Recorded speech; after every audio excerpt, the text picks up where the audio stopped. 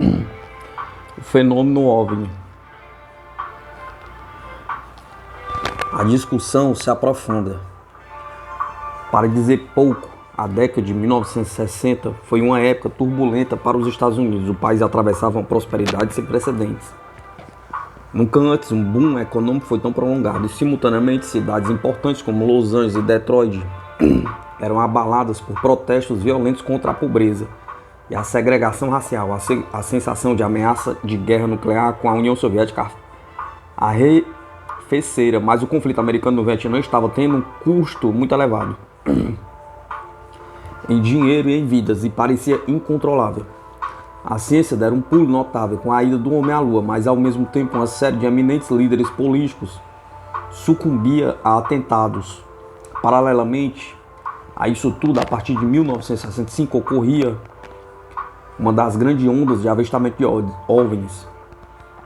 Desde 1958, o número de casos registrados pelo projeto Blue Book apresentava uma média de 514 casos por ano. Em 1965, só durante o verão, os avistamentos quase atingiram essa cifra. A aeronáutica deixara bem claro que não queria se ocupar do assunto.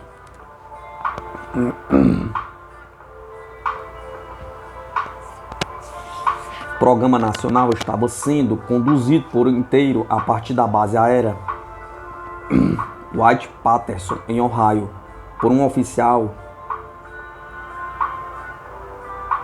um sargento e uma secretária. Sua reação costumeira a um avistamento era despachar um oficial da base aérea mais próximo para dar uma olhadela, depois emitir uma explicação, muitas vezes sem a menor credibilidade, ou recusar-se a externar comentários. Os OVNI maníacos continuavam se queixando do governo americano, que segundo eles adotava a política expressa de abafar o assunto. A opinião predominante era de que esse misterioso assunto merecia ser melhor pesquisado, com os astronautas praticamente desbravando o espaço exterior e a Lua a ponto de transformar-se em campo de pouso para os exploradores humanos. Houve uma inevitável escalada na expectativa pública por uma explicação completa do persistente mistério dos OVNIs. Era impossível conter indefinidamente a pressão. Durante alguns anos ela foi crescendo. O Congresso norte-americano, sensível à insatisfação pública, reagiu com duas investigações separadas. A aeronáutica encomendou à Universidade do Colorado um estudo imparcial e científico da questão. E os jornalistas americanos, achando tudo aquilo irresistível, escreveram copiosamente sobre os avistamentos, os investigadores e as investigações dos investigadores.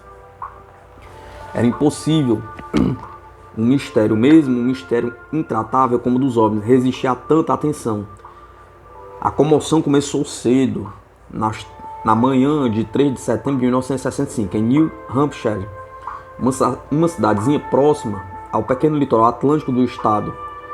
Norma J. Muscarello, de 18 anos, estava pedindo carona na estrada que vai de Amesbury, Massachusetts, a Exeter, New Hampshire, onde morava. Passava da meia-noite e havia poucos carros transitando pela rodovia 150. Por isso, Muscarello foi obrigado a ir a pé pela maior parte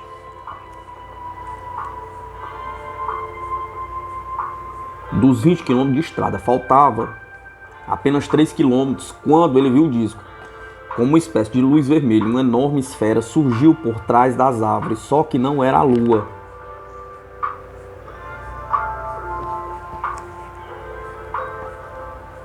Ela avançou e estacionou sobre uma casa próxima,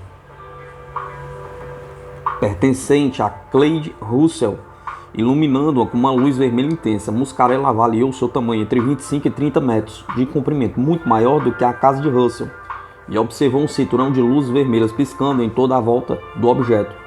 Não sabia o que aquilo poderia ser, mas sabia que não era uma aeronave comum, pois dava guinadas. Inclinava-se e não fazia barulho. De repente, pareceu-lhe que a coisa estava avançando em sua direção. Tentando proteger-se, ele jogou-se na valeta ao lado da estrada. A nave, porém, desapareceu por onde havia surgido. O jovem levantou-se, correu até a casa dos Russell e bateu freneticamente na porta, gritando por socorro. Não houve reação. Viu faróis que se aproximavam pela estrada e correu para o automóvel, fazendo sinais com os braços. O carro parou e o casal que estava nele deu-lhe uma carona até Exeter. Às 2h25, quase em estado de choque, ele chegava à delegacia de Exeter, onde começou a contar que havia visto um OVNI.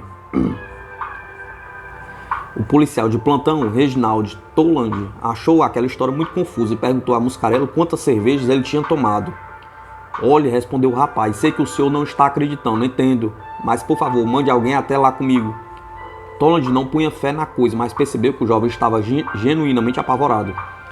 E como a noite estava calma, chamou uma rádio-patrulha.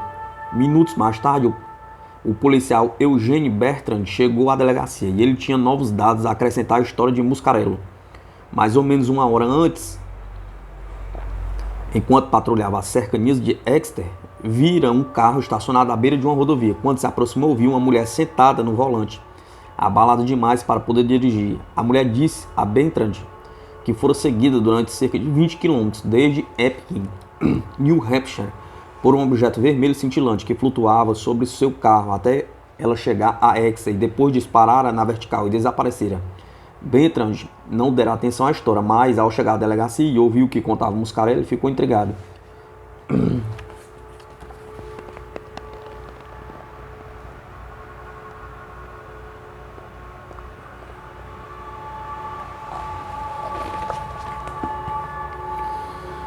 Bertrand foi com Muscarello até o local onde a rapaz dizia ter visto o OVNI.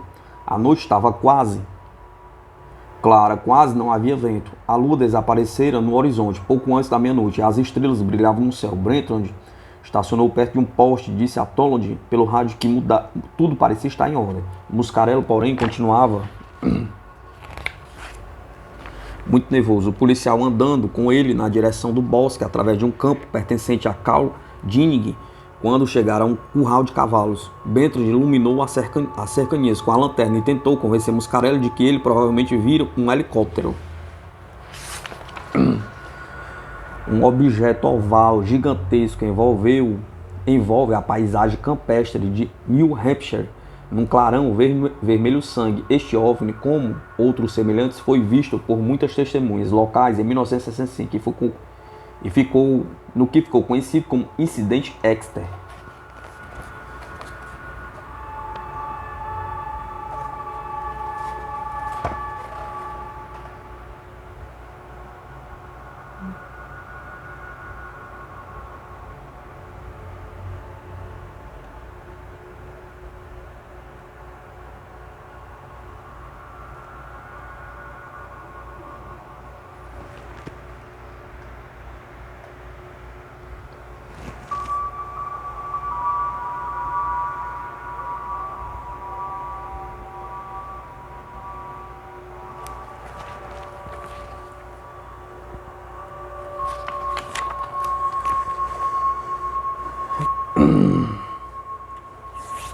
David Hunter e Eugene Bertrand, da polícia de Exeter, ao lado de uma rádio-patrulha na rodovia 150, ao sul de New Hampshire, onde em setembro de 1965 dizem ter visto um OVNI.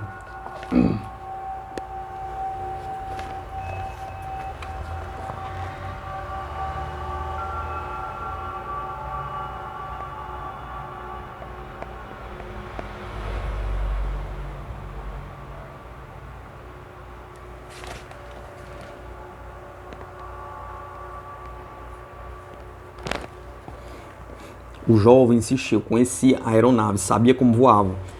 E a que havia visto não era definitivamente um helicóptero. Tampouco um daqueles aviões na base aérea de Pierce, situada a uns 15 km dali. Nesse momento, contou Brent, mais tarde, os cavalos do curral começaram a dar coices e a relinchar. Os cachorros das redondezas começaram a uivar e Muscarello gritou: estou vendo ele. Bertrand virou-se e viu, subindo lentamente além das árvores, um objeto brilhante, redondo. Em silêncio, foi se aproximando deles como uma folha que cai de uma árvore, inundando a paisagem com a luz escarlate. Bertrand, veterano de aeronáutica que já servira em aviões reservatório KC-97, ficou tão amedrontado que instintivamente empunhou o revólver. Depois pensou melhor e voltou correndo para o carro com Muscarello. Meu Deus, estou vendo a maldita coisa. gritou pelo rádio. Em seguida ficou observando com o rapaz enquanto o objeto pairava, sortudo, a cerca de 30 metros do solo e a 100 metros deles, balançando em silêncio de um lado para o outro, com as luzes vermelhas piscando sequencialmente. As luzes brilhavam tanto, comentaria Brent, que foi impossível perceber a forma exata do objeto. Era como tentar descrever um carro com os faróis acesos diante dos olhos da gente. Outro patrulheiro, Dave Hutt, ouviu os comentários pelo rádio e resolveu ir dar uma olhada. Quando parou o carro e desceu, contou mais tarde: eu vi mesmo aquelas luzes pulsando, ouvi os cavalos agitando na estribaria, os cachorros latindo. Aí ela começou a se mexer devagar, logo acima das copas das árvores. Enquanto fazia isso, balançava, uma coisa de dar arrepios. Isso é coisa de um avião, isso é coisa que um avião não é capaz de fazer. Bentley não queria acreditar no que estava vendo. Sua razão lhe disse que aquilo não poderia ser verdade, mas você continuava vendo, comentou mais tarde. Eu dizia a Dave: o que é isto, Dave? O que você acha? E ele dizia: não sei. Nunca vi um avião assim. Sei que eles não mudaram tanto desde a minha baixa. Finalmente o objeto afastou-se na direção do oceano. Esperamos um pouco, disse Hutt.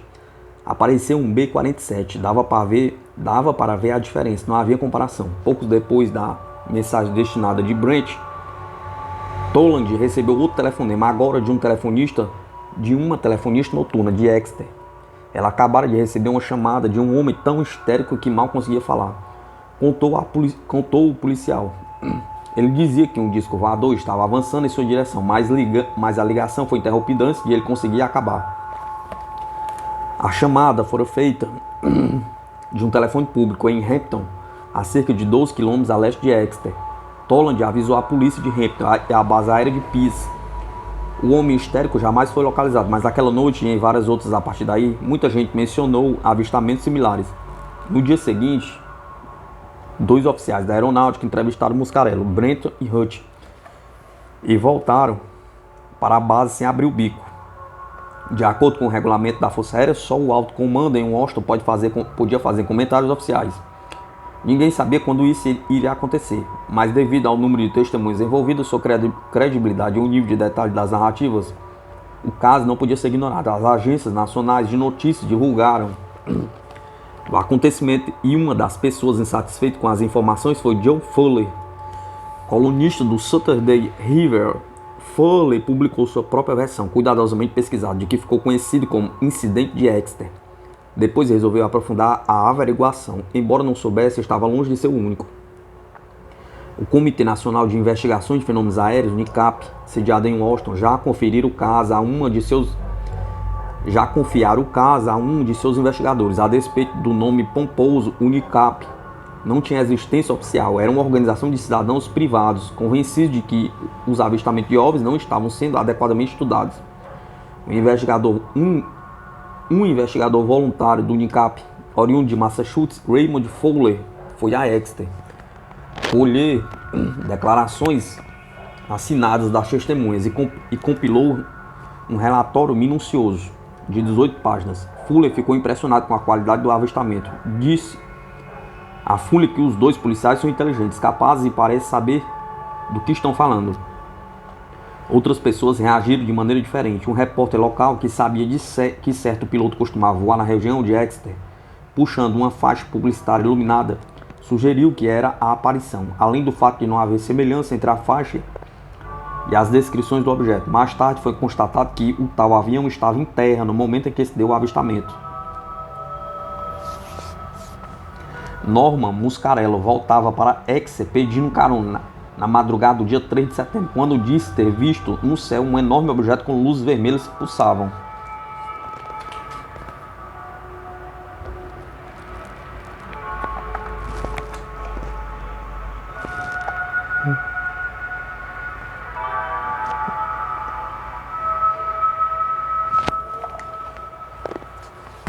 A veterana repórter Virginia Haley estava lavando pratos certa noite em 1965, quando olhou pela janela da cozinha e viu um objeto cintilante em forma de disco no céu de Hampton.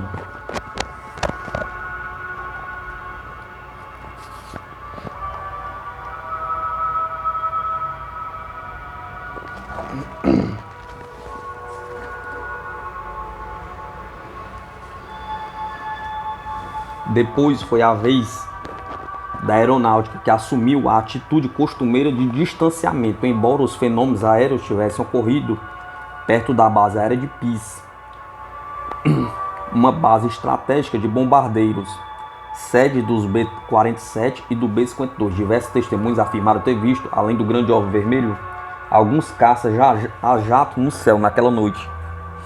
Os moradores locais estavam habituados a ver bombardeiros, não caças. A presença desses interceptadores sugeria que eles tivessem sido enviados de outras bases para investigar os OVNIs. Quando consultada, a aeronáutica negou isso enfaticamente. Outro fator, porém, reforçava a hipótese de que a aeronáutica estava profundamente interessada no incidente de Exeter. Durante algum tempo, viram-se oficiais da aeronáutica vasculhando as estradas onde os avistamentos se haviam dado. Dois deles, um coronel e um major, meteram-se numa áspera altercação com moradores locais, quando o coronel afirmou que os alardeados discos voadores seriam pura e simplesmente o clarão das luzes da pista de pouso da base próxima. Diante das negativas indignadas, o coronel mandou o major iluminar a pista e acender os holofotes de aproximação, que oferecem assistência visual aos pilotos em todos os tipos de tempo, e em seguida ficar apagando e acendendo todas essas luzes durante 15 minutos. Nem o coronel, nem qualquer outro viu coisa alguma. Em seu devido tempo, a aeronáutica emitiu um comunicado oficial sobre os avistamentos de Exeter. Na realidade, esse comunicado, elaborado no Pentágono, é divulgado no dia 27 de outubro de 1965.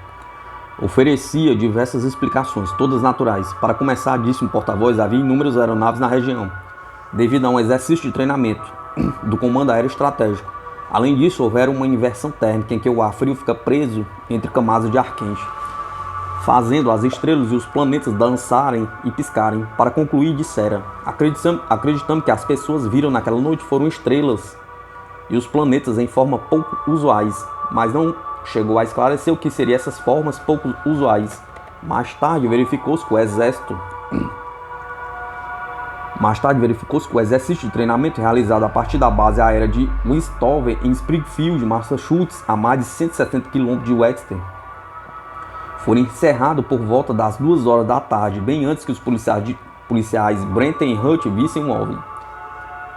Quanto aos planetas que dançavam numa formação pouco usual, nada havia a verificar. Os policiais Brenton e Hutton, profundamente envergonhados pela explicação oficial que minimizava a apavorante experiência de que havia passado, escreveram uma carta de protesto à aeronáutica. Cerca de 3 meses mais tarde, receberam uma espécie de pedido oficial de desculpas, baseada em informações suplementares fornecidas pela Vossa Senhoria a nosso Centro de Investigação de OVNIs, a base aérea de Wright-Patterson, em Ohio. Foi-nos impossível identificar o objeto observado pela Vossa Senhoria no dia 3 de setembro de 1965. Mas prosseguiu o ofício. No passado, quase todos os depoimentos do tipo haviam sido revelados observações de objetos feitos pelo homem, de produtos de condições atmosféricas ou de meteoros. E para concluir, agradecemos a Vossa Senhoria terem relatado sua experiência aeronáutica. O livro de John Fuller, Incidente em Exeter, estimulou uma terceira tentativa, mais séria dessa vez, de explicar o que toda aquela gente havia visto. O livro foi lido atentamente por outros. Entre outros, Philip J. Klass, um engenheiro elétrico e editor sênior da publicação técnica Aviation Week Space Technology. Klass estava se preparando para contestar a existência de OVNIs no decorrer de um simpósio a realizar-se em 1966, promovido pelo Instituto de Engenheiros Elétricos e Eletrônicos. Klass ficou intrigado com diversas questões importantes que se repetiam em quase todos os avistamentos de Exeter: a forma esférica, a trajetória irregular do voo, a resplandecência, o ruído cintilante ou ronante dos objetos. Em seus estudos científicos, Klass tivera a oportunidade de conhecer algo na natureza que também reunia todas as características O raio bola, esse tipo pouco conhecido de raio em geral, tem uma forma oval. É de um vermelho intenso, muitas vezes se sibila e se movimenta com grande vigor e de forma imprevisível, às vezes mantendo-se imóvel, outras precipitando a alta velocidade, com mudanças súbitas de direção, claro.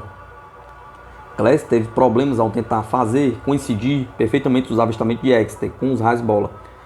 Os objetos avistados eram maiores e permaneceram visíveis durante um tempo superior ao observado em todos os exemplos conhecidos de raios bola. E, naturalmente, o grande senão era que o raio bola é um produto das tempestades e os avistamentos de Exeter tinham ocorrido com o tempo bom. Class, porém, insistiu em sua teoria. O raio bola é um exemplo de que os físicos chamam plasma, uma região de gás ionizado, ar neste caso, criada por uma forte carga elétrica. O plasma, que tem um comportamento diferente dos gases comuns, é considerado o quarto estado da matéria. Seu estudo hoje é um ramo separado da física. Ele está sendo pesquisado para uso no controle das reações termonucleares e como energia potencial para viagens interestelares. O fogo de São Telmo, frequente nos navios e aeronaves durante as tempestades, é um plasma, mas não é apenas a eletricidade estática que produz plasma. Os cabos de alta voltagem às vezes apresentam esferas de luz chamadas coronas, outra forma de plasma, e muitos dos relatos de avistamento de Exeter incluem referências a fios elétricos nas proximidades. Quem sabe, especulou Class, a corona dos fios de alta tensão de alguma maneira pudesse produzir um tipo especial de plasma luminoso, até então desconhecido. Uma forma maior, mais duradoura de raio bola originada por fios elétricos e não por tempestades. Jamais se testemunharam os produzir em laboratório um fenômeno desse tipo, mas ele parecia muito mais plausível, menos para Class, do que a explicação alternativa dos objetos com naves alienígenas. Class incluiu em seu estudo 746 outros avistamentos documentados pelo NICAP. Em todos eles, praticamente defrontou-se com descrições de OVNIs compatíveis com a típica descrição do plasma, o quarto estado da matéria, cor, forma, movimento errático, som similante. A forte carga elétrica do plasma também poderia explicar a informação recorrente de que a proximidade de um OVNI provocava interferência em rádios, luzes e sistemas elétricos de automóveis. Segundo Philip Klass, todos os relatos sobre OVNIs têm uma explicação natural. O autor do livro OVNIs Identificados acredita que quase todos os avistamentos são explicados por fenômenos como raio bola ou similares.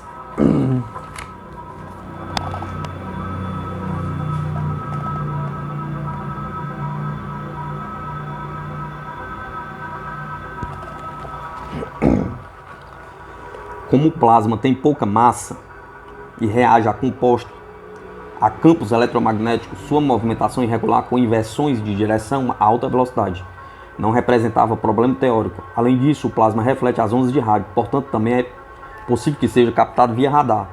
Class defendeu sua hipótese de forma limitada, mas com vigor. Para ele, essa hipótese poderia explicar muitos avistamentos a baixa altitude de objetos voadores não identificados.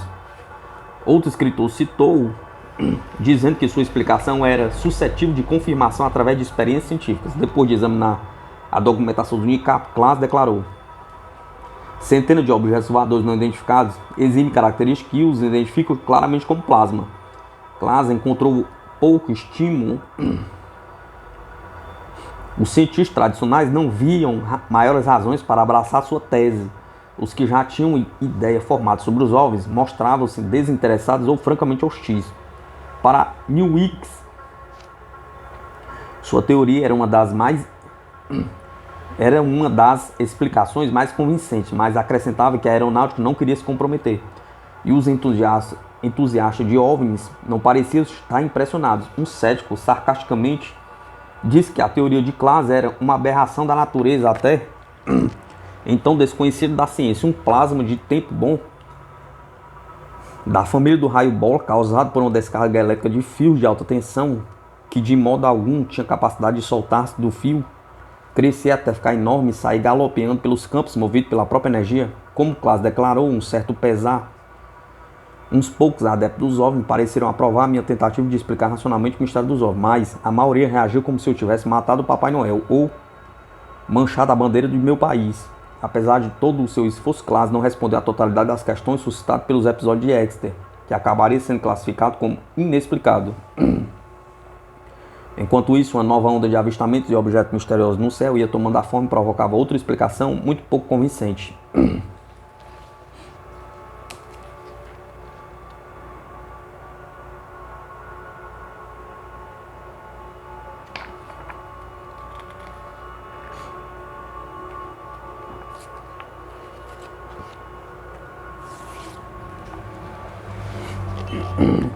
Estudantes da faculdade de Rice-Dale, em Michigan, fazem pose à janela de um dormitório de onde teriam visto um OVNI durante horas na noite de 21 de março de 1966. O avistamento, com mais de 140 testemunhas, ocupou as manchetes.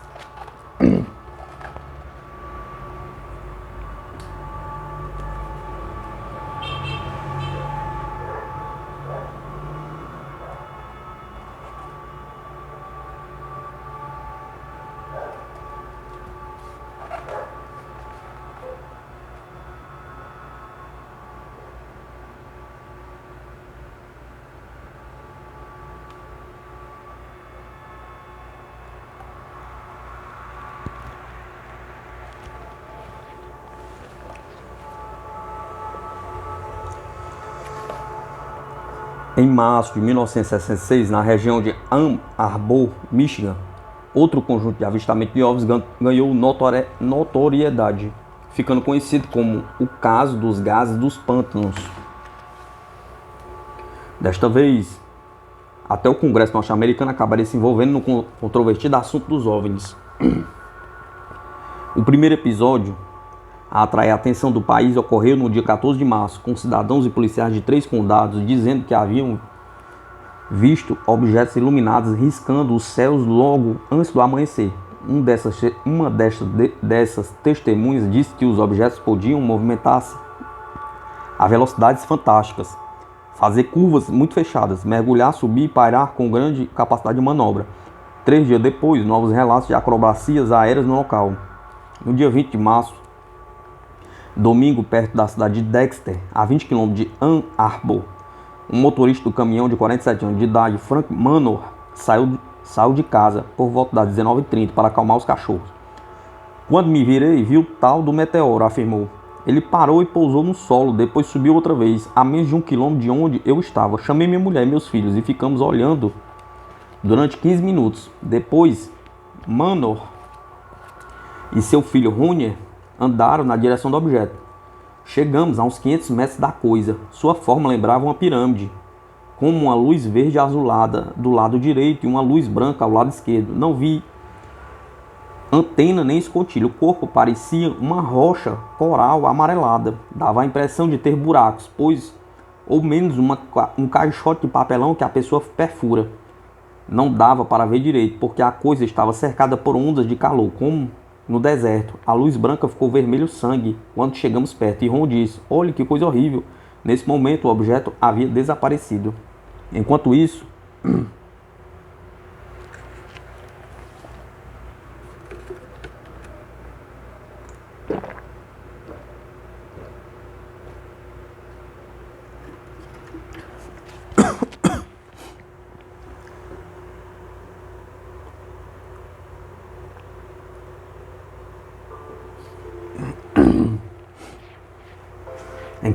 a mulher de Manor, Leona, chamara a polícia através da linha comunitária utilizada pela família. "Estamos com um objeto ali fora, parece ser o que o pessoal chama de disco voador", explicou ela. Enquanto diversos vizinhos ouviam cheio de luz lá no pântano. Quando 6 radiopatrulhas chegaram, algum tempo depois, atendendo ao chamado, já encontraram a estrada próxima à casa de Manor cheia de automóveis de curiosos. Mais de 50 pessoas disseram ter visto o objeto sobre o pântano naquele domingo, inclusive diversos policiais. E mais tarde, voltando para Ann Arbor, os policiais de uma radiopatrulha viram um OVNI e tentaram persegui-lo sem sucesso. No dia seguinte, mais 50 pessoas, inclusive 12 policiais, viram um objeto perto de Ann Arbor, parecido com os que Manor havia descrito. À noite, 87 moças, estudantes do Rice-Dale College, a 5 km de Ann Arbor, viram um objeto que voava sobre um pântano emitindo cintilações. Essas moças observaram o fenômeno durante cerca de 4 horas. Estavam acompanhadas por um diretor da Defesa Civil e um funcionário da faculdade. Ex-repórter jornalista contaram que o objeto tinha uma forma ovalada que oscilava, vibrava e cintilava durante o voo. E que, em certo momento, acelerou na direção da janela do dormitório, para depois parar de repente. A região inteira, na verdade, boa parte do estado de Michigan, ficou em estado de grande excitação, reforçada pela mídia nacional. A aeronáutica, pressionada por autoridades estaduais e locais, enviou o consultor do projeto Blue Book, J. Ellen Hineker, a Ann Arbor para investigar o que havia ocorrido. Hineker contou que a situação estava tão carregada de emoção que não tive condições de fazer qualquer investigação realmente séria, mesmo quando ele tomou o partido de concentrar-se nos avistamentos dos dias 20 e 21 de março. Constatou que seu trabalho era obstruído por pencas de repórteres, enquanto a aeronáutica não lhe oferecia qualquer tipo de apoio. Embora fosse um cientista e um cético, Hineker viu-se envolvido no que descreveu como uma quase histeria que havia tomado conta da região. Estava com a polícia certa noite em que ele foi informado da ocorrência de um avistamento. Diversas viaturas difundiam mensagens do tipo: "Estou vendo, olhe lá. Agora ele está a leste do rio, perto de Dexter." Mais tarde, Hineker confessaria que, de vez em quando, até eu achava que estava vendo alguma coisa. Numa conferência à imprensa convocada às pressas em março de 1966, J. Allen Hineker mostra o desenho de uma testemunha dos avistamentos de Michigan, quando Hineker sugeriu que os OVNIs poderiam ser gás dos pântanos, e a ira foi geral. Todo mundo viu, o cara disse que foi gás do pântano.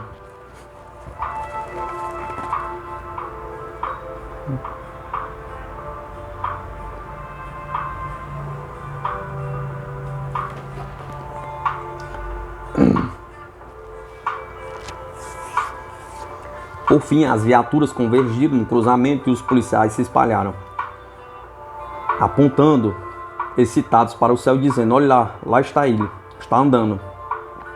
Mas escreveu Hineker mais tarde: ele não estava andando, ele era a estrela Arcturus, inequivocadamente identificada por sua posição em relação à Ursa Maior, uma evidência incontestável para mim. Nesse ponto, para tornar a situação ainda mais caótica, a aeronáutica deu ordens peremptórias. Hineker deveria dar uma entrevista coletiva à imprensa no dia 25 de março, apenas 4 dias depois do avistamento. Hineker não esqueceu. Recebeu instruções de fazer uma declaração sobre a causa dos avistamentos. Não adiantou protestar, dizer que eu ainda não tinha uma noção concreta sobre a causa dos avistamentos dos pântanos. Pronto ou não, eu que desse uma entrevista coletiva.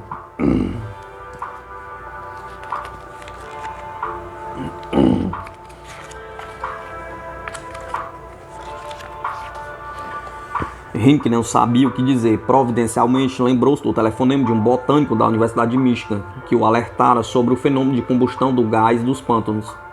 Essa substância era melhor conhecida no folclore e nas lendas como fogo fatuo, boitatá, João Galafoz, Felfollett, William Dutch Wicks, etc. Que na ciência trata-se de um gás formado por vegetais em decomposição, com predominância de metano. Em determinadas circunstâncias, esse gás pode ser ignição espontânea e emitir uma luz breve e bruxuleante. Isso era praticamente tudo o que se sabia a respeito, mas para Hineker era suficiente. Depois de informar-se melhor sobre o gás dos pântanos, junto a outro cientista de Michigan, concluiu que era uma explicação possível que eu podia oferecer aos repórteres. É preciso que se admita o fato a favor de Hineker que ele fez repetidamente enérgicas ressalvas em sua declaração. Com minha explicação, não pretendo abarcar a totalidade do fenômeno dos OVNIs. Concluo enfatizando o fato de que não tenho como provar numa corte de justiça que esta é a explicação completa para os avistamentos. Mas sua declaração consistiu basicamente na defesa da hipótese de que os avistamentos de Dexter e Rizdale provavelmente explicava-se pelo gás dos pântanos. As chamas se extinguem em um lugar para de repente aparecer no outro, dando a ilusão de movimento. Não há percepção de calor e as luzes não queimam o chão. Às vezes elas aparecem durante horas a fio, até mesmo uma noite inteira. Geralmente não há cheiro ou som, a não ser o ruído pipocante de pequenas explosões. Mas Hinck ficou decepcionado. A conferência de imprensa não foi nenhuma discussão erudita, foi um circo. Os câmeras da televisão diziam para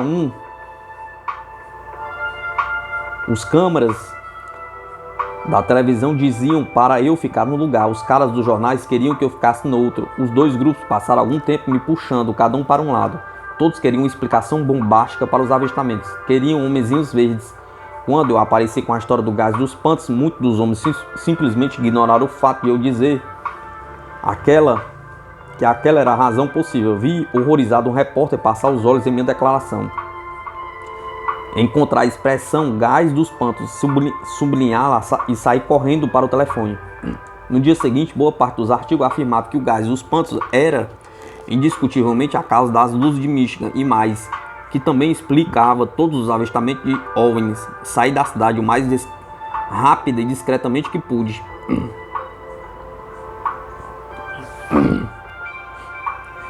A consternação de Hinck não impediu que sua hipótese do gás dos pântanos em pouco tempo ficasse tão famosa quanto os próprios avistamentos de Michigan. Ambos receberam cobertura nacional, a mais completa já verificada na longa história da controvérsia em torno dos OVNIs. O sensato The New York Times, que historicamente mantiveram uma posição de desconfiança em relação às histórias de OVNIs, publicou diversas reportagens sobre os avistamentos de Michigan. Reproduziu o esboço em que Frank Mannon mostrava o que havia visto e arriscou um editorial muito cauteloso. Sua airiosa conclusão: os entusiastas de discos voadores demonstram fraquezas humanas que provavelmente irão existir sempre. Alguns dias depois, Russell Barker, colunista do The New York Times, saiu com uma observação sardônica. A possibilidade de existir discos voadores é um antídoto saudável para a chatice humana. Os tratadores de zoológico de Pittsburgh e Nova York recentemente andaram atrás de um antídoto desses para seus gorilas. A revista New Yorker publicou um longo artigo discutindo a questão num tom de piada de polida zombaria. A Newsweek saiu com um levantamento completo e a revista Live com um artigo mais pomposo intitulado Uma bem testemunhada invasão. Por algo, os editores concluíram: chame como quiser, disco voador, objeto voador não identificado, OVNI, ilusão de óptica ou primeiro sintoma de estação da tolice. Aí está ele novamente, visto por mais gente do que nunca. Na semana passada, suas manifestações quase atingiram proporção de invasão. O bem-humorado distanciamento dos jornais, porém, não se entendia a centenas de pessoas que haviam visto os OVNIs em Ann Arbor. A seus amigos e conhecidos, eles se sentiram ofendidos pelo modo como a explicação de Hinck foi difundida e acatada, e esses sentimentos se disseminaram por todo o estado de Michigan.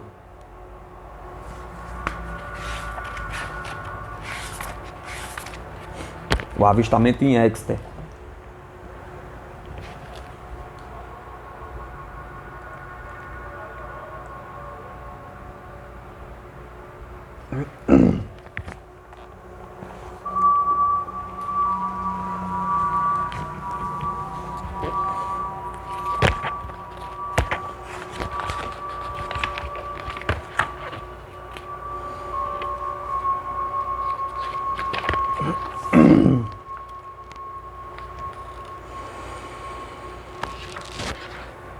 Gerald Ford, líder da minoria do Congresso e representante de Michigan, voltou para Washington no fim de março, exigindo que se promovesse uma investigação minuciosa.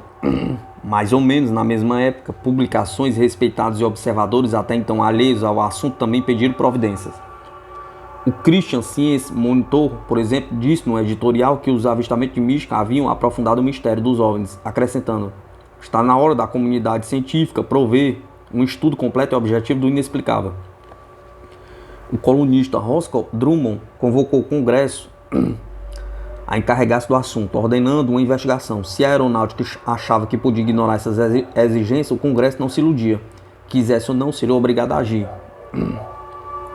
Assim teve o início o primeiro inquérito do Congresso sobre os OVNIs, uma sessão fechada do Comitê Legislativo das Forças Armadas, presidida por L. Mendel Rivers, deputado pela Carolina do Sul. No dia 5 de abril de 1966, na semana anterior, Rivers recebeu uma carta de Gerald Ford, o qual, segundo Rivers, teria uma estatura bastante respeitável no Congresso. Ford referia-se à insatisfação generalizada diante da reação dos órgãos oficiais aos relatos de avistamento em Ann Arbor e concluiu, firmemente convencido de que o público americano merece uma explicação melhor do que a oferecida até o momento pela aeronáutica. Recomendo enfaticamente que o comitê promova uma investigação do fenômeno dos OVNIs. Ford não obteve o amplo inquérito esperado. Solicitara que membros do setor executivo do governo e pessoas envolvidas em avistamentos fossem convidados a depor. Não foi o que aconteceu. Rivers convocou apenas 3 homens para informarem o comitê: o secretário-geral da Aeronáutica, Howard Brown, o diretor do projeto Blue Book, Major Hector Quintanilha Jr. e o consultor científico do Blue Book, J. Allen Hinker. Veja se consegue lançar alguma luz sobre esses objetos profusamente iluminados, brincou Rivers. Não podemos fingir que não existe. Muita gente responsável está preocupada. O secretário Brown respondeu orgulhosamente que dos 10.147 OVNIs investigados desde 1947 pela aeronáutica, 9.501 haviam sido identificados com estrelas e planetas, cometas e meteoros brilhantes e similares por cientistas, engenheiros, técnicos e consultores cuidadosamente selecionados e altamente qualificados, usando os melhores laboratórios como centro de testes, instrumentação científica e equipamento técnico da aeronáutica. Nos outros 646 casos, explicou: a informação disponível não fornece elementos adequados para análise. Brown chegará a uma conclusão tranquilizadora. Os últimos 18 anos de investigação de OVNIs não identificaram, por enquanto, qualquer ameaça à nossa segurança nacional ou indício de que os objetos não identificados representam desenvolvimento de princípios além de nosso conhecimento científico atual, ou seja, qualquer indício de veículos extraterrestres. Mas a despeito da completa ausência de resultados até aquele momento, a aeronáutica manter-se-ia inabalável e continuaria investigando tais fenômenos com uma mente aberta. Rivers aparentemente sentiu-se tranquilizado com a atitude de Brown. De um momento para outro, concluiu que não havia motivo para continuar a sessão executiva e abriu as portas à multidão de repórteres acotovelando-se nas antessalas. Brown repetiu seu testemunho para que eles também ouvissem. Em seguida, Rivers pediu a opinião de Henke.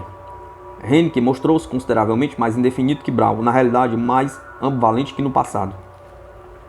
Em 1948, ao inaugurar as atividades do projeto Blue Book, o cético e racionalista Henke declara que tudo aquilo que parecia completamente ridículo e que a mania ia passar depressa, mas os avistamentos haviam ficado cada vez mais disseminados e mais frequentes. A atenção da mídia crescera, depois se dissipara, mas a preocupação subjacente com os OVNIs, alimentada por uma sucessão ininterrupta de relatos, continua crescendo na mente do público. Estava na hora, dizia Rick, de se abordar o problema dos OVNIs, como ele dizia, de maneira meticulosa, científica. A aeronáutica avaliara todos os relatos de avistamentos, continuou, partindo do princípio de que havia uma explicação convencional: identificação errada, objeto ou fenômeno perfeitamente conhecido, alucinação ou trote.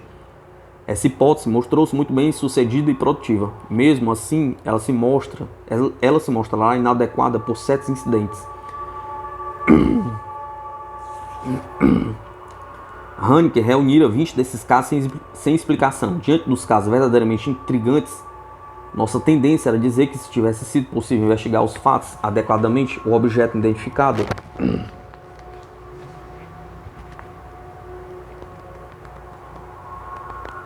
de modo equívoco teria sido reconhecido, ou então que o avistamento não tinha a menor credibilidade. Henke disse que estava se sentindo cada vez mais descontente com a abordagem confiante da aeronáutica. Como cientista, devo ter presentes as lições do passado. Não poucas vezes questões de grande valor para a ciência foram negligenciadas porque o novo fenômeno simplesmente não se adequava à concepção científica aceita na época. Durante uma breve e descontrada discussão temperada com piadas de marcianos, os membros do comitê pediram informações sobre os avistamentos particularmente espetacular relatado pela revista Life.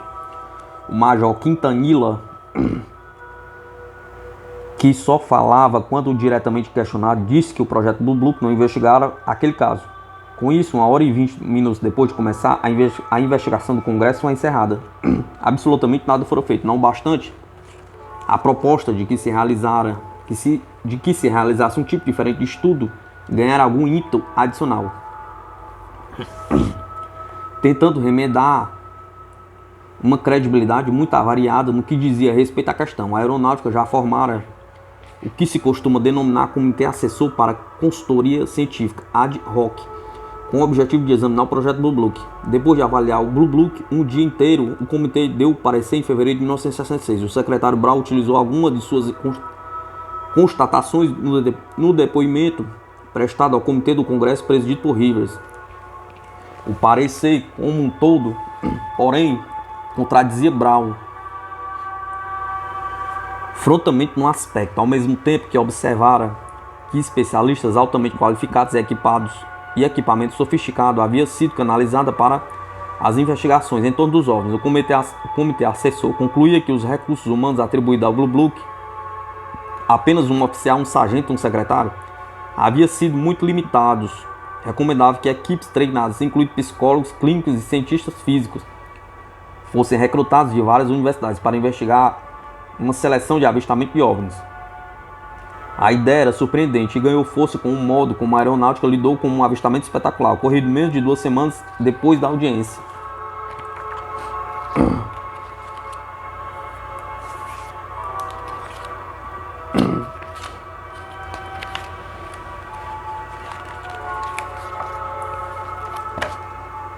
Em 1960, muitas testemunhas de avistamento queriam contar suas experiências. Nessas 2 páginas apareceram esboços dos observadores, há centenas de desenhos assim, coletados ao longo da década. Alguns pelo governo federal, outros por grupos privados de pesquisa de OVNIs. Estes esboços se parecem ao retratar naves de forma elíptica ou arredondada. Vários habitantes de Oklahoma viram esse objeto de orifícios rotativos em 1967.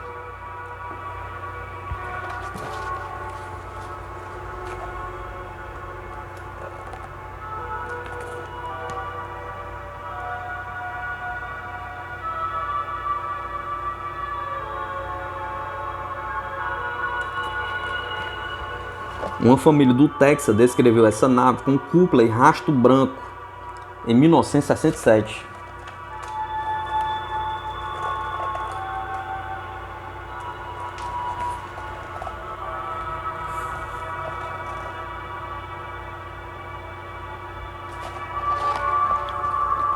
Este OVNI foi observado em Illinois, 1967.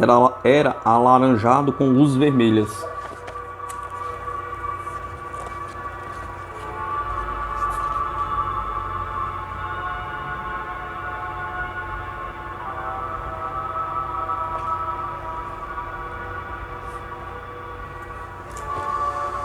Um menino brasileiro teria visto esta nave pousar perto de Botucatu no dia 1º de junho de 1968.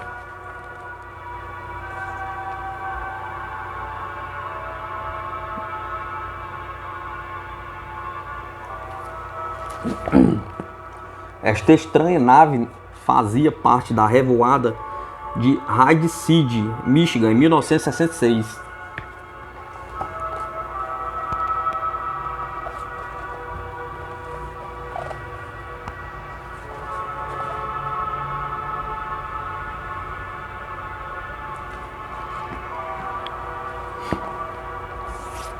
Um comerciante da Virgínia afirma ter visto um OVNI cor de alumínio pairando sobre uma rodovia em 1967.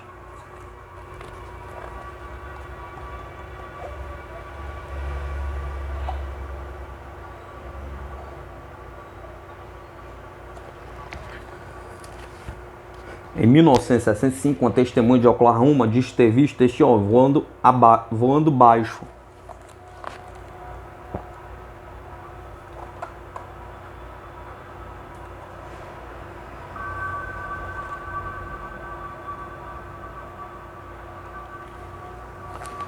Esse objeto, em forma de capacete, teria sido avistado por alguns garotos ingleses em Merseyside em 1963.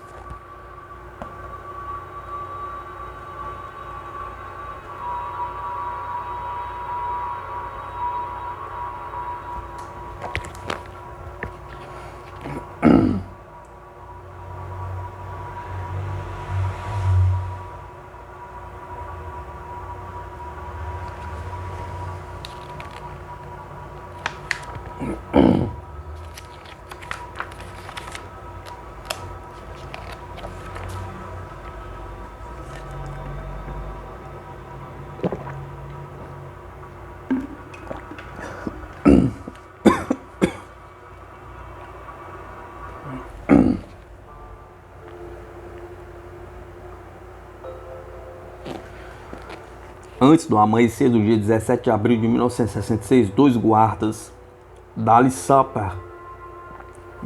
Spauer e Wilbur Neff, estavam concluindo as investigações relativas ao incidente perto de Ravenna, Ohio, às 4h50. Receberam a instrução de verificar um OVNI voando baixo que, segundo uma informação, se aproximava deles vindo do oeste.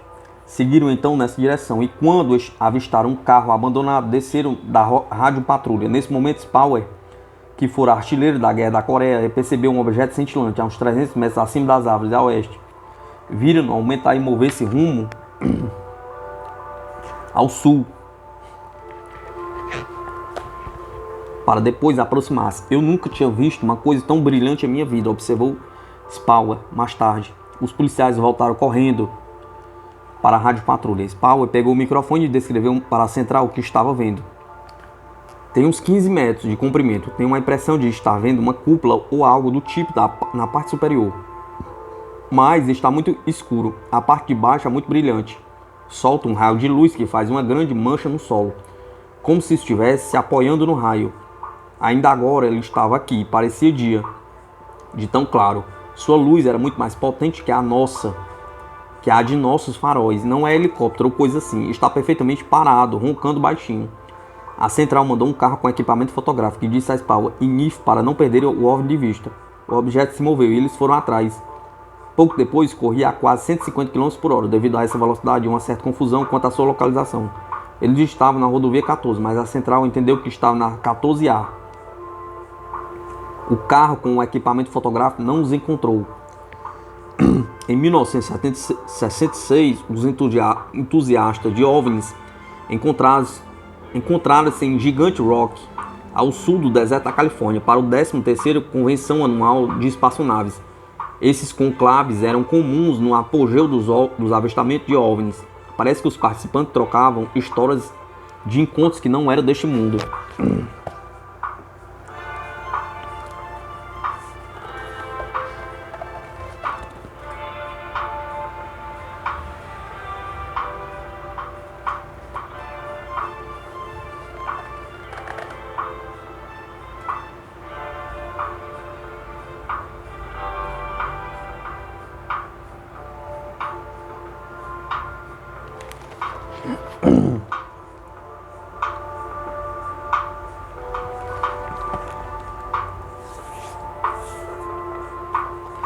Enquanto Spauer e Neff corriam rumo à Pensilvânia, outro policial, Wade Houston, de West Palestine, Ohio, ouviu suas comunicações pelo rádio, estacionou no cruzamento por onde eles deveriam passar e pouco depois avistou o OVNI, movendo-se a mais de 120 km por hora, a uma altitude de cerca de 300 metros. Houston entrou na perseguição.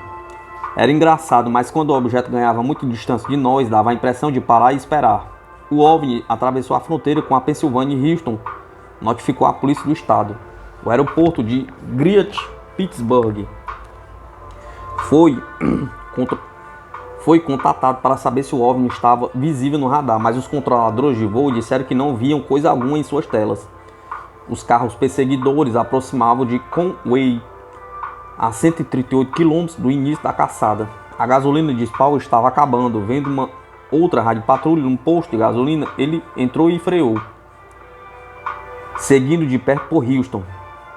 Lá encontraram Frank Panzanella, do departamento de polícia de Cowey também atrás do OVNI. Juntos, os 4 policiais observaram o objeto movendo-se para leste.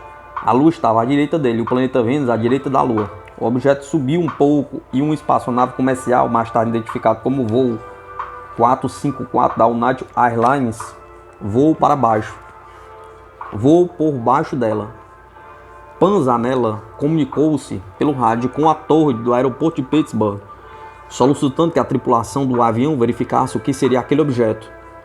O operador da torre informou que os operadores do radar do aeroporto haviam captado um OVNI em seus aparelhos. Mais tarde, esse fato seria negado.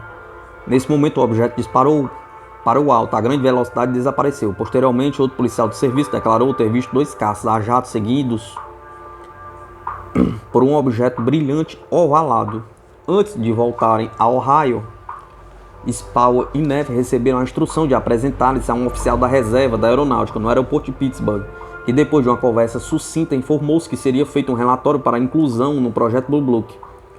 Em Ravenna, os dois encontraram a imprensa à sua espera, pois as comunicações da polícia haviam sido captadas pelas agências de notícia. Os OVNIs continuavam em alta no interesse do público, por isso a história recebeu grande divulgação. Spauer estava disposto a falar. Neff preencheu seu formulário e foi para casa, completamente branco, quase em estado de choque. Segundo sua mulher, fechou-se em copas. No dia seguinte, o Major Hector Quintanilha Jr., do projeto Blue Book, telefonou para Spauer. Como sempre, a aeronáutica tinha uma explicação para o avistamento, anunciada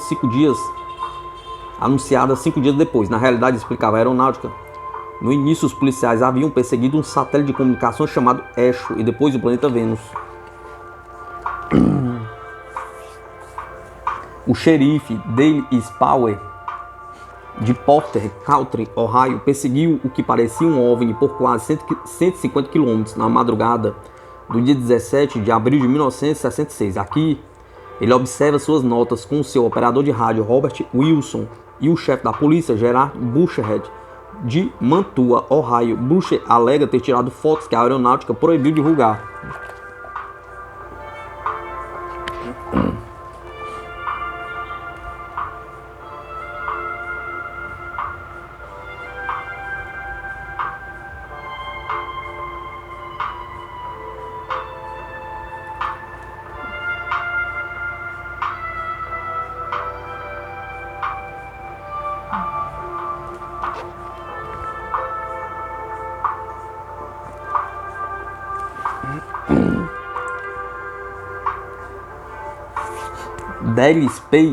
Dale Spauer desenhou o OVNI que perseguiu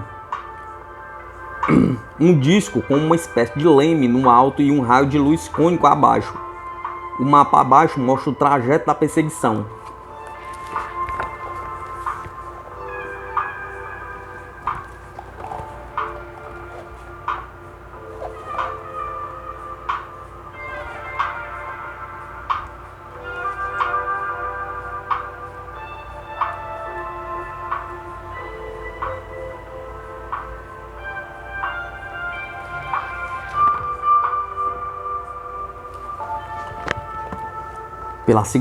Pela segunda vez, o comunicado da aeronáutica provocou revolta.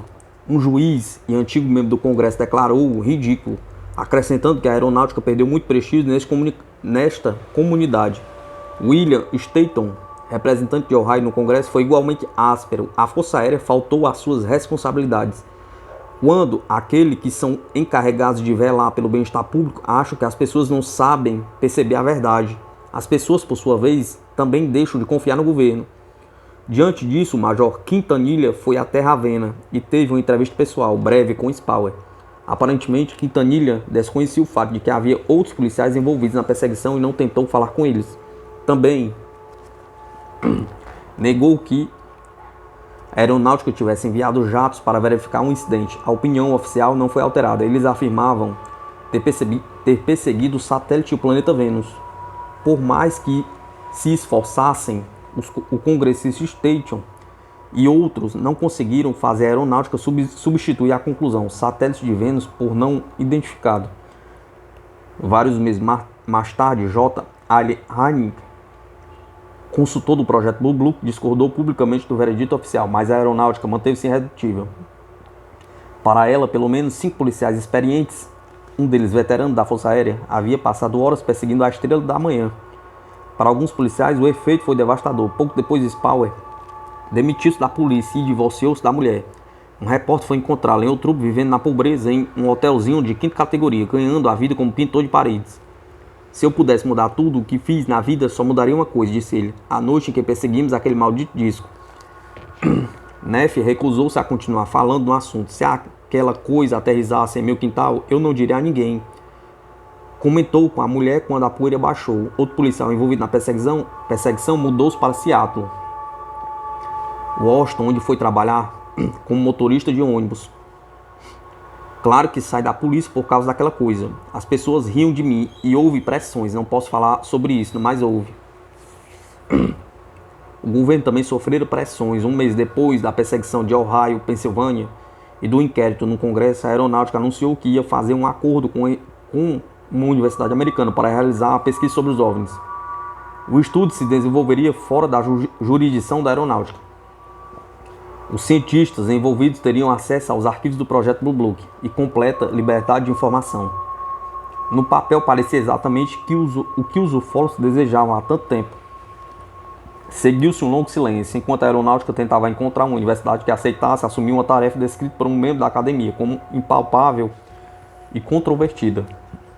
A Universidade de Harvard, o Instituto de Tecnologia de Massachusetts, a Universidade da Carolina do Norte, a Universidade da Califórnia em Berkeley, não aceitaram. Heineken queria um trabalho que fosse confiado à Universidade Northwestern, para onde se transferiu em 1961. James McDonald, físico atmosférico da Universidade do Arizona, queria que sua universidade recebesse a incumbência.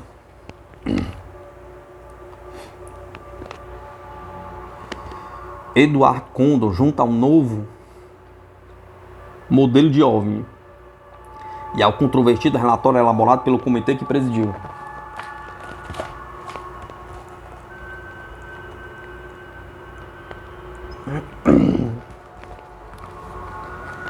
As duas possibilidades foram excluídas porque esses dois homens haviam assumido uma posição pública definida a respeito dos OVNIs.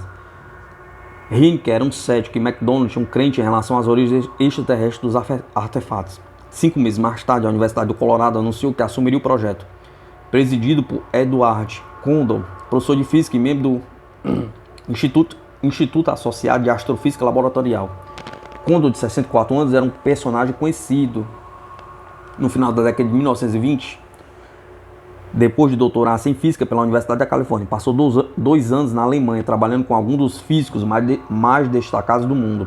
Lecionara em Princeton e na Universidade de Minnesota, antes de tornar-se diretor adjunto dos laboratórios de pesquisa de Washington. Além disso, era respeitado por suas contribuições ao desenvolvimento do radar e da bomba atômica depois da Segunda Guerra. Condon serviria como relator do Instituto de Pesos e Medidas norte-americanos. Assim, o otimismo era geral quando o comitê Condon assumiu a tarefa de resolver o mistério dos OVNIs, composto de 12 membros especializados em diversos campos e com a cooperação de organizações civis como a ANICAP. As coisas pareciam estar bem encaminhadas. O comitê organizou uma biblioteca, definiu grupos de pesquisa e criou um método para estudar os relatórios de avistamentos. Em pouco tempo, porém, as esperanças de que seria desenvolvido um estudo objetivo se evaporaram, pelo menos para os entusiastas de OVNIs. Em grande parte, essas esperanças foram frustradas pelo próprio Condon. No dia seguinte, ao de sua indicação, ele teria afirmado que nada indica que exista vida avançada em outros planetas. 3 meses depois, ele conseguia irritar ao mesmo tempo os membros de sua equipe e seus críticos ao anunciar que estou inclinado a recomendar ao governo que se afaste desse negócio. No momento, minha posição é que nada há a encontrar, mas oficialmente tenho de esperar 1 ano para poder chegar a uma conclusão. Para muitos observadores, ele não parecia tão imparcial, embora a imparcialidade fosse o principal critério de admissão no comitê.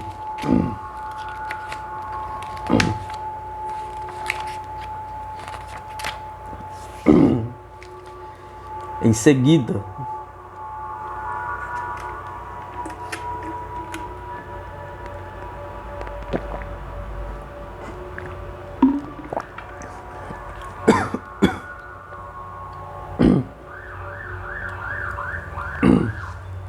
Em seguida foi publicado o que muitos pesquisadores de OVNIs consideraram uma verdadeira bomba.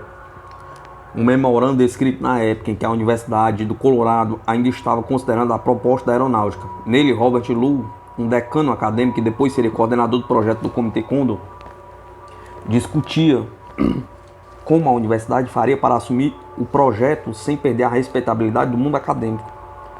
O estratagema, amigo ver, seria apresentar o projeto de forma tal que o público o visse como um estudo totalmente objetivo e a comunidade científica como um grupo de céticos fazendo o possível para serem objetivos, mas tendo uma expectativa praticamente nula de encontrar um disco. A divulgação desse memorando desprestigiou ainda mais o comitê, prejudicando seu trabalho. Os 2 membros que haviam descoberto e comentado foram despedidos. O NICAP afastou-se formalmente e seu diretor, Donald Caldwell, indignado, exigiu um novo inquérito governamental. Enquanto a investigação Condor enredava-se em discussões, o Congresso resolvia avaliar novamente a questão dos OVNIs. Isso foi feito sob a forma de um simpósio promovido pelo Comitê Legislativo da Ciência e Astronáutica. Um de seus membros, J. Edward Rush, deputado por Indiana, sensibilizaram-se com os argumentos de seu colega do Arizona, James McDonald, que vinha se destacando na posição de defensor da hipótese naves alienígenas. McDonald era um incansável pesquisador de OVNIs, que passava o tempo discorrendo sobre suas conclusões. Depois de estudar milhares de casos e de entrevistar centenas de testemunhas, escreveu ele, chegar à conclusão de que a hipótese dos extraterrestres é a menos improvável para explicar os OVNIs. Influenciado pelas credenciais e pelo raciocínio de McDonald, Rush marcou o simpósio para o dia 29 de junho de 1968. Pediu a McDonald que selecionasse as testemunhas. Como resultado, o simpósio teve um tom muito diferente daquele do inquérito de 1966. Tinha a conduzi-lo 6 cientistas famosos e acadêmicos associados a universidades importantes. O astrônomo J. Allen Hynek, o físico James McDonald, o sociólogo Robert L. Hall, os engenheiros James A. Harder e Robert M. Baker e o astrofísico Carl Sagan. Todos preferiram não discutir o conturbado Comitê Condor, nem criticar a aeronáutica. Hynek, veterano crítico dos OVNIs e defensor do projeto Blue Book, deu a partida com uma declaração que confirmava sua mudança de atitude. Afirmou que o problema dos OVNIs tornava-se imensamente mais difícil com a suposição defendida pela maioria dos cientistas, apoiados nas poucas informações de que dispunham, de que, em primeiro lugar, os relatos dos avistamentos não poderiam ter nada de consistente e que, portanto, era inútil gastar tempo ou dinheiro pesquisando a questão. O que havia sido exatamente a posição defendida pela aeronáutica e pelo próprio Hynek nos últimos 20 anos. Mas tal atitude já não era aceitável. Afirmava Hynek. Agora, podemos permitir-nos deixar de olhar para o céu dos OVNIs? Perguntou. Podemos permitir-nos deixar de lado a possibilidade de um acontecimento de tal magnitude? Perguntou. Além disso, o público está ficando impaciente. O público não quer outros 20 anos de confusão com os OVNIs. As pessoas querem saber o que há de verdade nessa história toda.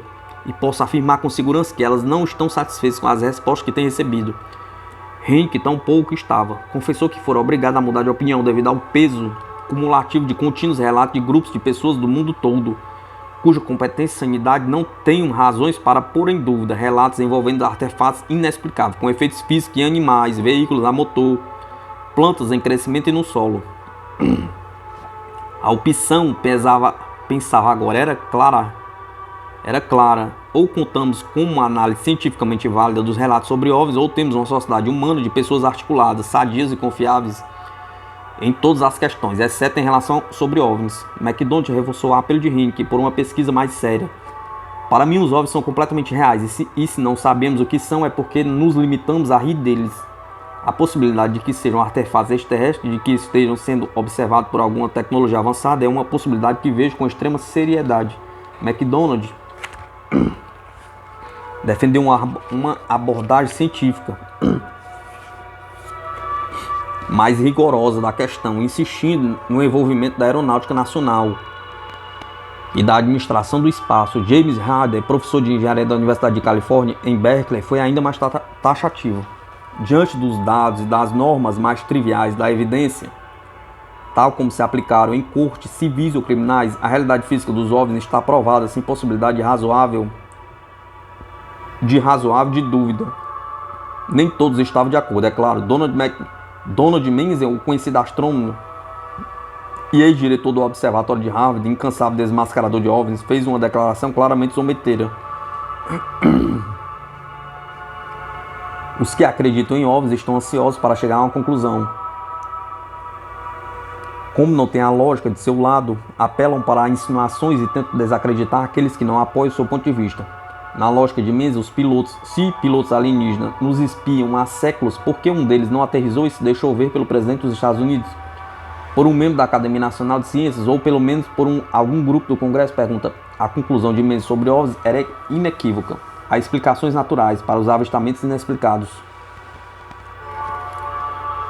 O consenso do simpósio, porém, era claro: os OVNIs merecem um estudo sério e deveriam receber mais atenção.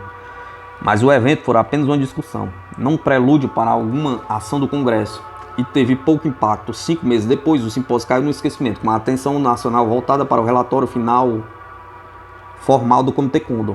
Não bastante toda a celeuma que cercava o início de suas atividades, o relatório parecia ser uma apreciação exaustiva de toda a questão dos OVNIs.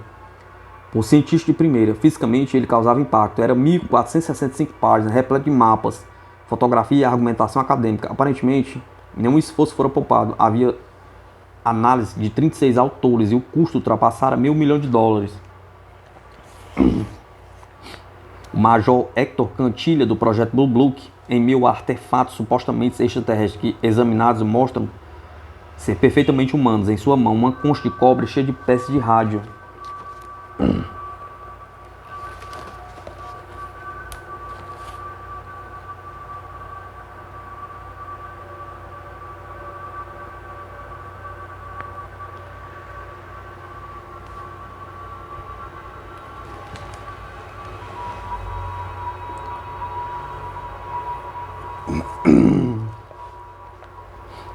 A Academia Nacional de Ciências fizeram uma revisão do relatório e declararam satisfeitos. Walter Sullivan, o respeitado repórter científico do The New York Times, escreveu uma elogiosa introdução na qual dizia: esse relatório é um documento memorável. Os fatos relatados parecem histórias de detetives, mas ao mesmo tempo trata-se de um estudo científico. Raros leitores, porém, percorreram as centenas de páginas de análise. Quase todos leram apenas a primeira página, intitulada Conclusões e Recomendações, e a segunda, Sumário do Relatório, ambas escritas pelo próprio Condor.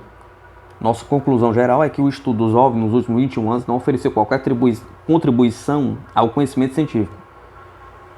O exame cuidadoso do registro leva-nos a concluir que provavelmente a continuidade do estudo extensivo de OVNIs não se poderá justificar pela expectativa de que com isso a ciência venha a ter algum avanço.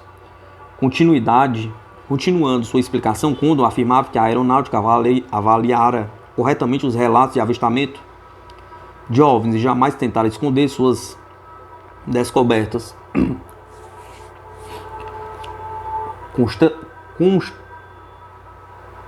Contestou-se o fato de que o assunto fosse cercado de sigilo pelas autoridades. Concluímos de modo diferente: nada encontramos de sigiloso nos relatos sobre OVNIs. O suposto sigilo era simplesmente uma política inteligente de protelar a divulgação das informações para que o público não se confundisse com a publicação prematura das avaliações incompletas. De modo geral, o relatório, ou melhor, o sumário do relatório escrito por Condor, foi recebido como a palavra final sobre a discussão em torno dos OVNIs. As manchetes anunciavam que discos voadores não existem. Não tardou, porém, para que vozes discordantes se manifestassem. No mesmo dia em que o relatório foi divulgado, David Sanders, um dos homens de Condor, demitira pelo fato de haver divulgado o memorando da Universidade do Colorado, publicando o livro intitulado OVNIs Pergunta Sim, em que o Comitê Condor estava errado. Sanders e outros críticos argumentaram que Condor não escreveram um sumário das descobertas do comitê, mas de seus próprios preconceitos. Entre outras coisas, Condor ignorava o fato de cerca de 30% dos 91 casos examinados por seu comitê permanecer sem solução. Essa estatística contradizia a afirmação do projeto Blue Book, de que apenas cerca de 5% dos avistamentos registrados haviam sido classificados como não identificados. Além disso, os 91 casos haviam sido selecionados entre milhares de possibilidades. Supostamente, com a intenção de receber um estudo individual intensivo e conclusivo. Assim, o volumoso estudo científico dos objetos voadores não identificados, no fim, deu aos céticos a munição desejada para desautorizar o conjunto dos relatórios sobre OVNIs. Ao mesmo tempo, continha suficientes indefinições e mistérios para que os entusiastas do fenômeno OVNI continuassem afirmando que o estudo não for isento, que tinha um objetivo de abafar o assunto. Aparentemente, a aeronáutica também obteve o que desejava. Aliás, ela que pagara o estudo, em dezembro de 1969, anunciou a desativação do projeto Blue Book e, como recomendara Condon, o abandono da questão dos OVNIs. Depois se soube que o Departamento de Defesa atribuíra a responsabilidade pelos futuros relatos de avistamentos a algo denominado Comando da Defesa Aeroespacial. Para o público em geral, porém, parecia que o governo queria distância dos relatos sobre OVNIs. Em dezembro de 1969, o Departamento de Defesa contribuiu um comunicado à imprensa anunciando que a aeronáutica estava desativando o projeto Blue Book. O documento assinalava o afastamento do governo de assuntos relativos a OVNIs.